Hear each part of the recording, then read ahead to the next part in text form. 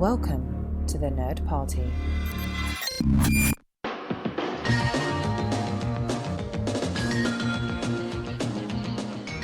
Welcome to Great Shot Kid, the Nerd Party podcast that focuses on the different technical and inspirational sides of the lives of Star Wars creators. I'm John. And I'm Mike. And this week, we are going to be returning to the topic of something we discussed a while ago that was just in rumor and concept format, an Obi-Wan Kenobi movie. Apparently, one has been sort of confirmed for everybody recently. So we're going to be going back to that. But before we jump in, nerdparty.com/contact if you want to get in contact with the show. It sends us a message. You can go ahead and find us over on the network's Twitter handle, which is @JoinNerdParty. You can find us over on Facebook at facebook.com/thenerdparty. Please use the hashtag GreatShotKid to let us know that you are listening. So we discussed in concept the idea of an Obi-Wan Kenobi movie and what we wanted out of it and directors we thought would be good for it. And an article pops up recently that's talking about an Obi-Wan Kenobi movie, basically confirming every fan's desperate dream of what they want from a Star Wars standalone. And the name attached to it was Stephen Daldry, who has been director of some pretty well-known stuff. Mike, take us back. You read the article. You saw Daldry's name. What was your first reaction? Yeah, they didn't listen to us. What's up with that? Right? Neither of us picked Daldry as a director for this here movie. And yes, for those people who don't know, Stephen Daldry, he's a very acclaimed director, having been nominated for 3 Oscars and is currently nominated for an Emmy. And he's made a number of movies which are very critically acclaimed, if shall we say, boring. You know, your typical Oscar fare. And okay, so see, I before you go further, Oscar fare, boring. It conjures an image immediately to mind. Yeah, like I know the type of genre film that you're talking about, the type of movie that you go in and from the first frame you say Oscar bait. You're waiting for the nominations to come out. Mm-hmm. So he operates in this area for you. There's nothing challenging about it. This is just something that is a safe movie to sell. Like in the term, like I remember when 127 Hours was up for Best Picture, and people were talking about this isn't a movie you could take your grandma to, and so it wasn't going to win Best Picture. Would you say that Stephen Daldry directs movies that you could take your grandma to? Oh, my grandma loves his movies. Well, there you go. And my mom does too. You know, I remember my mom, like I came back from seeing Blade 2, and my mom is like, I just saw a movie. It's called Billy Elliot. And I'm like, oh, okay, cool. Well, you know, same diff, I guess. And I've never seen Billy Elliot. Have you seen Billy Elliot? I have not seen Billy Elliot, but I remember how much of a hubbub was caused by Billy Elliot when it came out. I remember seeing tons of ads, with it over, so-and-so of the Chicago Tribune says a revelation, and, those types of ads. Yeah, and Billy Elliot was, very well received, very well loved. It was a crowd pleaser, and it was his first movie. And it actually wasn't nominated for Best Picture or Best Director or anything, but pretty much everything that he's made since has been, including The Hours, which was the first movie of his that I saw. Did you see The Hours? I did not. I'm going to cop to this, that we're coming here, and I have more of a mind to grill you about this, because I have not seen The Hours, and The Hours is another thing.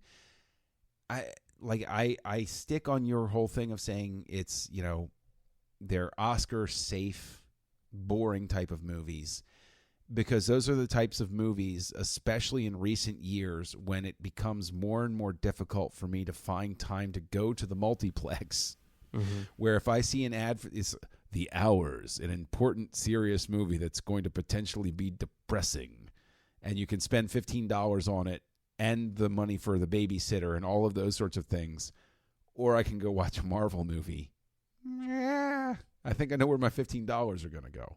So that, Yeah. I would say that I'm not a tremendous target audience for Daldry's movies. Right. The Hours, it was like the Virginia Woolf movie where Nicole Kidman played Virginia Woolf. I think she won the Oscar for it. And to me, like, looking at the trailer and everything, I was like, this does not look like my cup of tea. However, you look at the cast and it's like John C. Reilly, Ed Harris, Nicole Kidman, Julianne Moore, Meryl Streep, and it's like, okay, this cast, maybe the best cast ever in a movie. I mean, Ed Harris, Julianne Moore, Nicole Kidman, and John C. Reilly together, like, that's awesome, and I think because of that, more than anything, I was like, I'm there. And I went all the way to Piper's Alley, R.I.P. Piper's Alley, burn in hell, you terrible, terrible theater. And I remember, for some reason, I remember having the original iPod, because I just got it for Christmas, and playing the Breakout game, where you hit the little thing. Breakout ate up a lot of time in my life. Yeah. Oh, yeah. I remember playing that while surrounded by a bunch of 80-year-old women waiting to watch this movie at the only theater in the city which was playing it, which was also the worst theater in the city. And Your life is like a David Lynch movie sometimes. You know that? Perhaps. And, I watched it and I was like, oh my God, this is so boring. I do not care about this at all. And I haven't seen it since. That was 15 years ago. So, all right. So what on earth is going to attract Lucasfilm to Daldry? I mean, if this is his thing, I mean, like, Star Wars is known for being something exciting. And even when it's not an episode, or even when it has its own production problems, Rogue One still had a rather thrilling final hour. Like, everybody, no matter what they thought of Rogue One as a whole, talks about how that final hour was pretty great. Well, let's not forget that he also directed the action-adventure film Extremely Loud and Incredibly Close. Yeah, that was received well, wasn't it? It got nominated for Best Picture. It did? Yeah. I forgot that. It got nominated for Best Picture, and it's... No. Yeah. It got nominated for Best Picture, and I believe it's commonly considered to be the worst reviewed Best Picture nominee in the history of film. I will say I got 15 minutes into that one, and I was like, I can't do this. I pulled the cord. I actually found it very watchable. Like, I'm not going to say that it's good. Really? Okay. So, all right, so draw the distinction then. It's not good, but it's watchable. I think part of it, which, sort of intrigued me, was the fact that this was, even though it was recent at the time, it was only 11 years, it was a piece of historical fiction, which we've seen a lot of course. We've seen many historical fiction movies, but I think the thing which intrigued me about this more than most is that, or in a particular way, is that this was the defining historical moment of my life. You know what I mean? I mean, I think of all of our lives, most likely. And I was really intrigued, and still am really intrigued, by the way movies choose to portray it, in the same way that I feel like probably my grandparents' generation would be intrigued by, let's say, Pearl Harbor movies. You know what I mean? Where it's like, okay, I lived through this event. I know how I experienced it. I remember what it was like on the day. How is that going to manifest itself in art, on screen, or whatever? So I'm always like really intrigued by, like, September 11th movies, whether it's The Guys, which is a really good, like, small movie about like a group of firefighters, which who's, I think that they lost a number of members on 9/11, and it's basically dealing with like the aftermath of that, or whether it's like some sort of like bombastic, almost like action drama, like World Trade Center, the Oliver Stone movie. Like, I'm always like intrigued by how movies choose to handle that material, and because of that, I mean, here's Extremely Loud and Incredibly Close is one of the first examples of that on a large scale, and I found it to be fascinating, the choices that they made, even if I didn't really think that they were good choices. You know what I mean? So would you say I pulled the cord too early and I should go back and give it another try? No, because I mean, if that's not something which you find to be intriguing, I don't think that you're gonna like find the movie to be intriguing necessarily. Well, see, the thing is, movies about that topic they're weird. Like it's a real trick for me to plug into them. I watch World War II stuff, Vietnam. I mean, in the 80s, everything was a Vietnam War movie or Vietnam War allegory because everybody was dealing with that.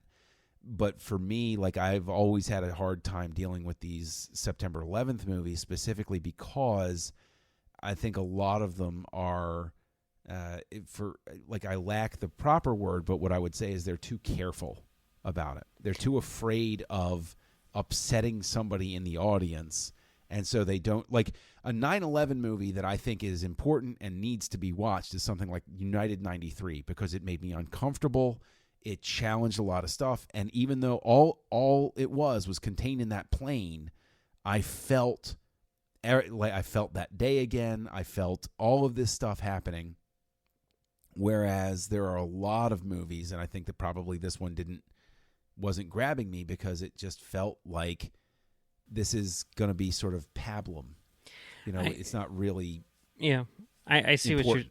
I see what you're saying. I think I would kind of put United 93 in that category as well. I mean, that to me was just sort of like this whole like procedural thing where like I didn't really feel anything, behind it. See, that's fascinating to me because for me, United 93 works specifically because it's like Dog Day Afternoon, where there's no reliance on the usual tricks of soundtrack and score and everything like that to manipulate you. Yeah. It's simply a story powerfully told is how I read United 93.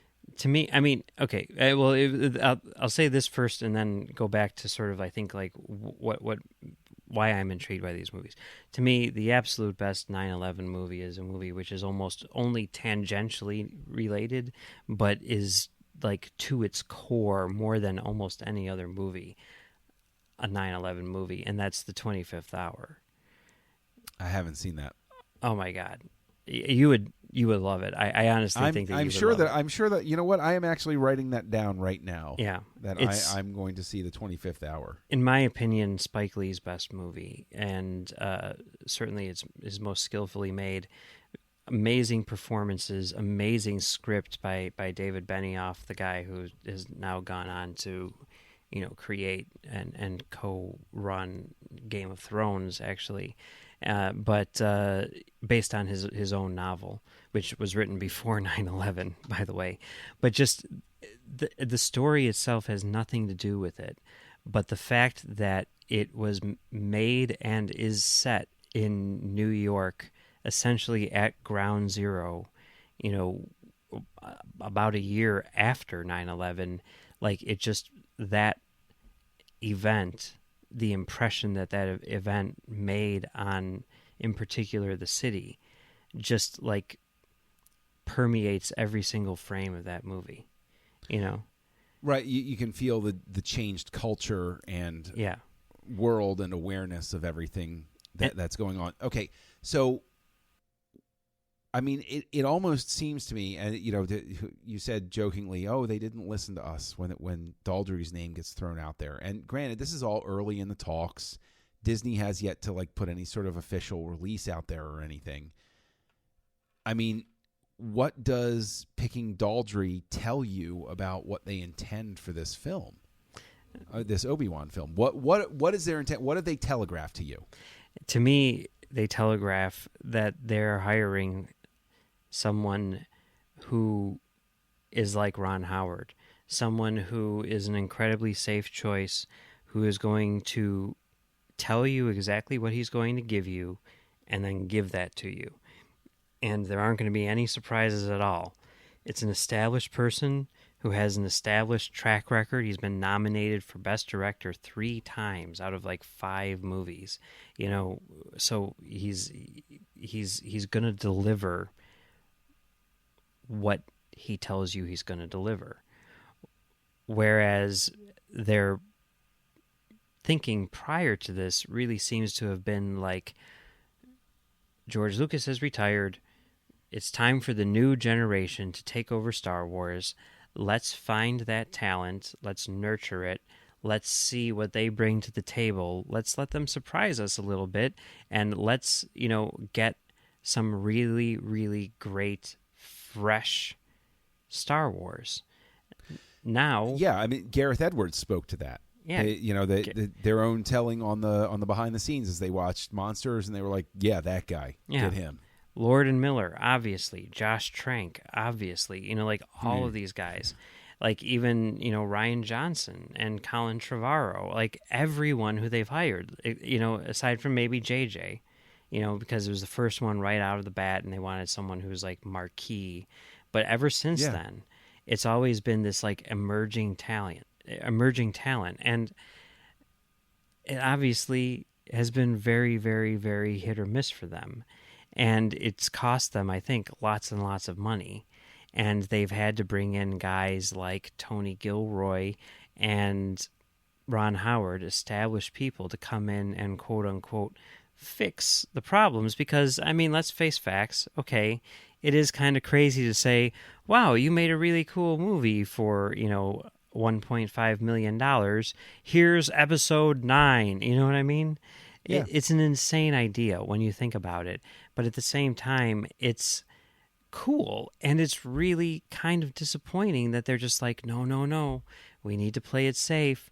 We need to make sure that these things are exactly what the people want and not something new and crazy that people don't know that they want. Right.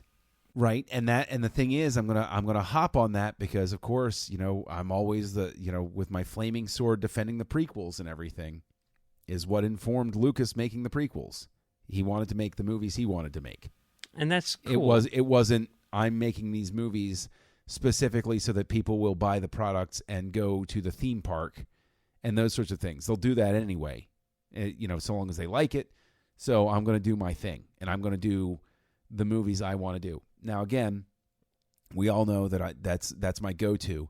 But to speak to your point, yeah, it got silenced pretty quickly, but Krennic, I forget the actor's name right now for some reason. Ben Mendelsohn? Yeah, Ben Mendelsohn actually said in an interview, and I'm sure he was silenced quickly afterward, where he said, oh, no, there's a really different cut of Rogue One out there. Yeah. And I'm like, that's what I want to see that. Yeah. And so, I mean, the thing is, for me, I'm hearing what you're saying about Daldry, but I'm also hearing, oh, we're going to make an Obi-Wan movie and we're picking a director. Well, who's going to write this thing? See, this is where I hold out eternal hope, right? Because as much as I've sort of like bad-mouthed and trashed every single Stephen Daldry movie that I've seen, which is like all but his first one, because he also made The Reader, which was not good. Although I'd say that was the closest one that he's made to being good, but it was still not a good movie. One thing which I just watched recently, which I've been meaning to watch, whatever, and this was the inspiration for me to finally do it, is he directed the first 2 episodes of The Crown, which is the show on Netflix. Yes. Yeah, and he's also directing, I think, the first 2 episodes of season 2, which come out in December, I believe.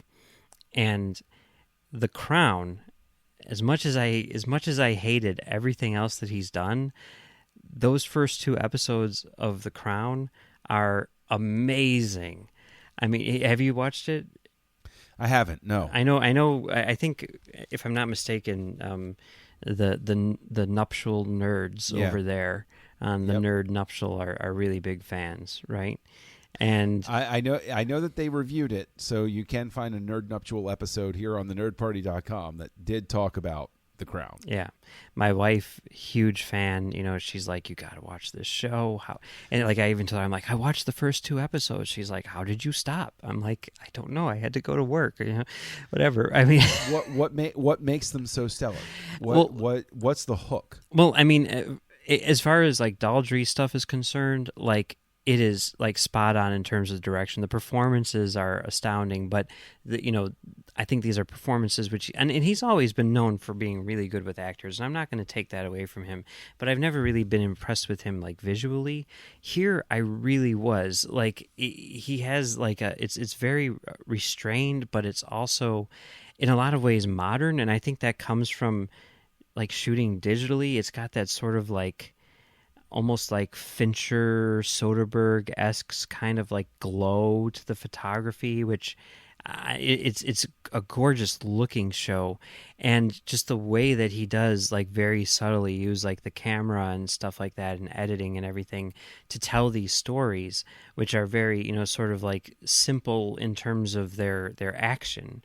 It's not like a Michael Bay movie or anything like that. It's very, sort of like simple, whatever, but he does it so effectively. And the thing about it, which is really intriguing to me, getting back to your question, is they're written by Peter Morgan, and Peter Morgan is an amazing writer who's written things like Frost Nixon, The Queen, I mean, like a bunch of like really, really, really solid stuff. And Okay. I don't think I've ever seen a Peter Morgan anything that I haven't liked. And, this is no exception. It's like right in his wheelhouse. But if you look at kind of like his filmography and stuff like that, like Morgan does like a lot of, I mean, yes, he does a lot of these, like royal family thingies, but he has more range than that. Like he did Rush for Ron Howard, and he did The Last King of Scotland and stuff like that, which I guess is royalty as well, but it's not like I'll British tell you royalty. that The Last King of Scotland is an incredible film. Like, I love The Last King of Scotland, and I think that if you're listening to this and you have not seen it, do yourself a huge favor and rent or stream that film. Yeah, I still haven't seen it. I need to definitely see it. That is, I'll say that's the movie that sold me on McAvoy. It's the first time I was totally sold on McAvoy. And Forrest Whitaker, who is an actor that I love to begin with. I think that he is a really great actor who makes some really subtle choices. He's been in some unfortunate films, but like his portrayal is insane. Like he's playing a megalomaniacal dictator with psychotic tendencies, and you believe it. You forget you're watching Forrest Whitaker. Yeah, and that's what he won the film. Oscar for too. Yeah, it's amazing the performance that he pulls off, and McAvoy should not be sold short in that. It's a really, really excellent film. Yeah, so the fact that now like Morgan is working with Daldry, they obviously have a good relationship, having done now 2 seasons of this show together. I don't know whether or not it's a real thing, if it could be, but I hold out hope that they would hire Peter Morgan to write this script. And if that happens, oh my God, I am so on board with this movie. It's not even funny. Now see, over on Aggressive Negotiations, we that we're big fans of Obi-Wan and everything like that, and we had a poll, and our primary choice, and it looks like the fans' primary choice to write it. Can you guess who it would be? I'm gonna guess. Is George Lucas on there? Because No. if it's not George Lucas, then it's going to be Dave No. Filoni. Although, how crazy would it be if they coaxed Lucas out to do an Obi-Wan movie? That'd be pretty crazy. Wouldn't that be? That would be great. Or just have him script it. Just have him work with Filoni to script it. Give him like a story credit or something like that. I know not everybody's crazy for Lucas's directing style. I am, but fine. Bring him on. Have him be executive producer and everything. He always talked about how he hated being the one to collect the footage to begin with. And fine, bring Daldry on, but then Lucas is a story and, co-screenwriter with Filoni. I mean, you're talking about the two people who know the character of Obi-Wan the best. Okay, but here's the anybody. thing, right? And I mean, this is sort of like a thing which I keep on going back to with this whole project, which is really like, what story have we not seen with Obi-Wan Kenobi? I mean, really. I will tell you. I'll tell you right now. Episode 3, he goes and he sits in the freaking desert. And then we see him in episode 4, and he's sitting in the freaking desert. No, I will tell you right now. I have the story pitch. And the thing is, I know this is going to go over the airwaves. Disney's going to hear me. They're going to make this. I'm going to make no money on this. But if I can change the course of history by giving this idea out there, then I'm perfectly happy with it. All right, let's hear it. There is a line in Return of the Jedi that I have always fixated on, where Luke is talking with Vader. And Luke says, "Come with me." And Vader's back is to the camera, and he looks slouched over and sad in a way. And he says, "Obi-Wan once thought as you do." In this time period, I would love to see a movie where Obi-Wan, tortured by guilt, tortured by visions, tortured by what have you, goes off and tries to sway Vader back, tries to redeem him. Something goes wrong. Obi-Wan gets injured, so that gives weight to the line, surely he must be dead by now. But it also fleshes out, why is Obi-Wan ready by dialogue in the original trilogy, especially as a ghost, where he's basically like, nope, don't redeem him. You got to kill Vader. Vader's got to die. Obi-Wan's given up hope. So you could very easily have a film where you see why Obi-Wan has given up hope is he actually tried to redeem Vader. He tried to bring him back. He said, maybe I can set things right, and it goes wrong. And so when you come back to him in episode 4, you understand why Obi-Wan is very sad in a way and thinking the only way to take this down is to kill Vader. And I think that would be the story you could tell. That would be very, very interesting, instead of having him just sit around in the desert and look at the sky for 30 years. Or that's as good as an idea as any, I guess. Like, I mean, I've never. I know that this is an unpopular opinion, apparently, which is I find bizarre, but I've never been a huge Obi-Wan fan. Maybe because I'm not really into the mysticism side of Star Wars. I've never been like, I wanted to, I didn't want to be Luke Skywalker. I wanted to be Han Solo. When I was a little kid, I wanted to be Luke Skywalker, but I think at heart, I really wanted to be Han Solo. I just related to Luke Skywalker because he was, See, what's interesting is when I was a little kid, I wanted to be Han Solo, and then when I grew up, I wanted to be Luke Skywalker. Okay. So I have sort of like a flipped journey there. Yeah. But I like Obi-Wan for me. It's not so much the mysticism even, but like especially with everything that comes to light in the prequels and the final fight that they have there and everything. Like, what has it got to feel like? I mean, when he leaves Mustafar, he thinks he's killed Anakin. I mean, like, imagine carrying that around with yourself for however long thinking, oh, man, I killed my best friend. I literally killed my best friend. I totally see that and everything, and I do find that to be fascinating, but at the same time, I don't see, like, there's nothing about Obi-Wan's story, which I feel, for one thing, is missing, and for another thing, could be turned into something which resembles a feature-length narrative. You know what I mean? Like, what you just said, yes, that's fascinating. And I'll sit there and think, like, what would that be like? But at no point would I be like, I want to see his inner turmoil on screen, because that, to me, sounds like a Stephen Daldry movie. Well, then they picked the right director, Mike. Spot on, then. Spot on. I don't know. I mean, yes. Am I going to go see it? Yes. Am I going to look forward to it? Yeah, because that's true of any Star Wars movie. But, like, there's that meme which has been going around with the guy who's looking at the woman who's out of focus and the thing. And I saw one where it was, he was fandom, what he was looking at was the Obi-Wan Kenobi movie, and his, fiance was the Han Solo movie. And I'm like, that's hilarious. And yet that's not me at all.